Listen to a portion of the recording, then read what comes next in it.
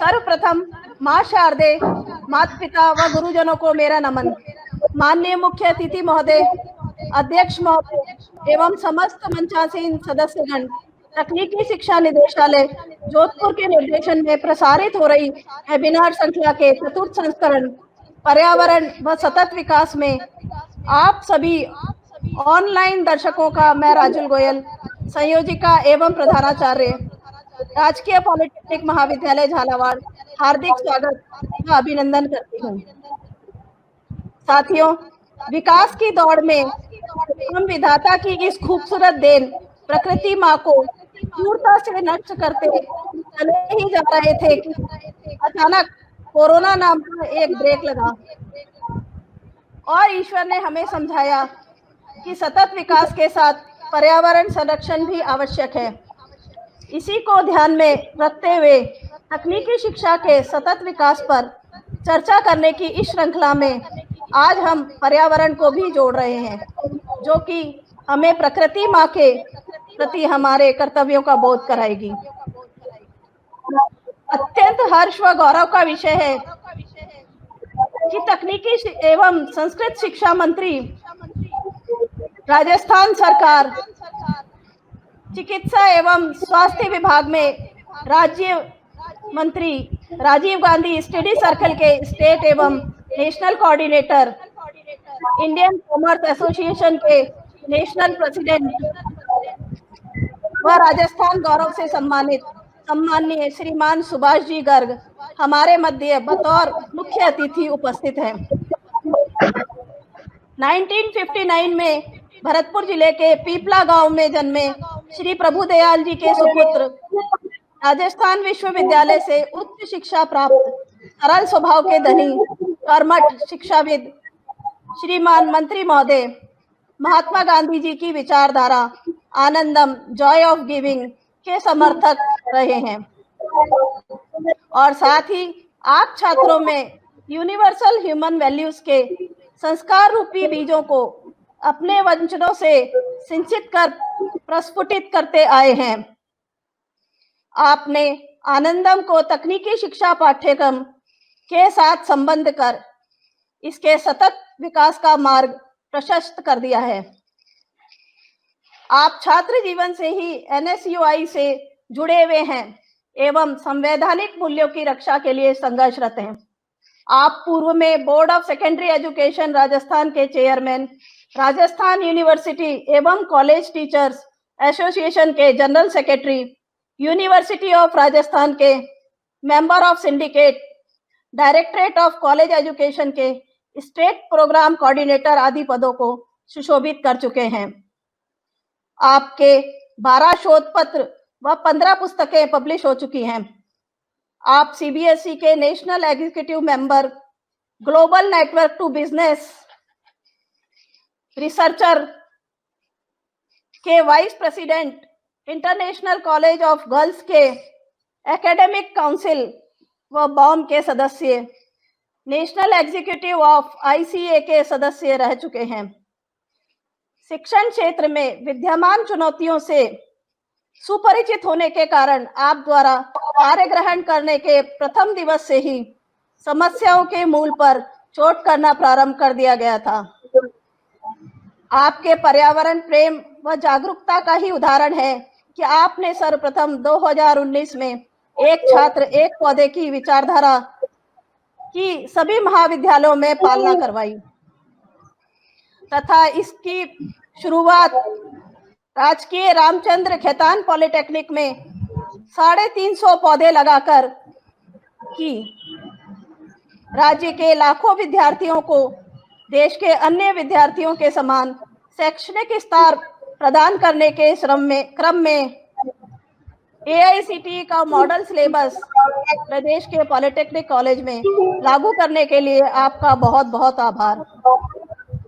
इस कठिन समय में भी आप द्वारा लगातार राजस्थान सरकार के नीति निर्देश के अनुसार एक कोरोना योद्धा के रूप में लगातार कार्य किया जा रहा है। आपके यह कार्य हम सभी के लिए प्रेरणा स्रोत हैं।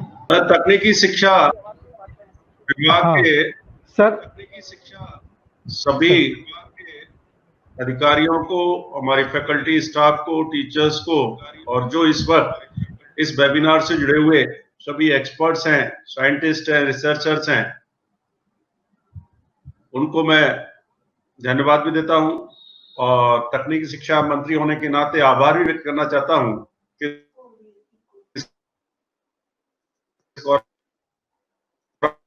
संवाद बनाए रखने के लिए हम सब लोग वेबिनार के माध्यम से अपने विचारों का आदान प्रदान कर रहे हैं। आज विश्व पर्यावरण दिवस है। इस अवसर पर मैं सर्वप्रथम आपको बधाई देता हूं, शुभकामनाएं देता हूं। पर्यावरण के क्षेत्र में आएंगी या आ रही हैं, उनका मिलकर के मुकाबला करें। जैसा कि आप सब जानते हैं, इस कोरोना के विश्व संकट के दौरान जो वैश्विक महामारी आई है, उसमें हम सब लोगों को ये मजबूर कर दिया है कि जिस चीजों को हम नजरअंदाज करके चल रहे थे, चाहे वो पर्यावरण संतुलन का मामला हो, चाहे वन संपदा के संरक्षण का मामला हो, चाहे वो सस्टेनेबल डेवलपमेंट की बात हो, वो आज महती आवश्यकता है। जब हम एनवायरमेंट की बात करते हैं और एनवायरमेंट के साथ साथ सस्टेनेबल डेवलपमेंट की बात करते हैं, तो मैं तो एक कॉमर्स का स्टूडेंट होने के नाते दो तीन चीजें अपनी शेयर करना चाहूंगा कि एक तरफ तो सभी इकोनॉमीज के सामने दबाव है कि किस तरह से हम अपनी जीडीपी ग्रोथ को बढ़ाएं, आर्थिक विकास की दर को वृद्धि करें, और आर्थिक विकास की दर में वृद्धि करने के लिए हमें निश्चित रूप से मानिए कि हमें प्रोडक्शन बढ़ाने पड़ेगा, एम्प्लॉयमेंट जनरेशन करना पड़ेगा। तो एक तो ये हमारे सामने चुनौती है कि जीडीपी को बढ़ाने की हर देश के समक्ष चुनौती है कि जीडीपी उसकी बढ़े। दूसरी तरफ जो डेवलपिंग कंट्रीज है लाइक इंडिया, तो जब पॉपुलेशन इंक्रीज हो रही है, दूसरी तरफ हमारे नेचुरल रिसोर्सेज कम है, लिमिटेड हैं। उन नेचुरल रिसोर्सेज का हम अंधाधुंध तरीके से इस्तेमाल नहीं कर सकते या उपयोग नहीं कर सकते, उनका दोहन नहीं कर सकते। तीसरा ये भी है। और चौथा, हम जानते हैं कि लैंड हमारे यहां लिमिटेड है, धरती जो है उसका भूभाग निश्चित है। कि इन चारों जो आपस में कंट्राडिक्शन है, कैसे इनमें आप तकनीकी कारणों से शायद हम एक बार सर से जुड़ नहीं पा रहे हैं, हम पुनः प्रयास कर रहे हैं। तब तक आप हमारे इसमें कार्यक्रम में बने रहिए। अतिशीघ्र हमारे माननीय मंत्री महोदय आपसे अभी मुखातिब होंगे, आपके समक्ष होंगे। कि भाई पर्यावरण मंत्री महोदय ने बहुत ही शानदार यहाँ पर पॉइंट रेज किया।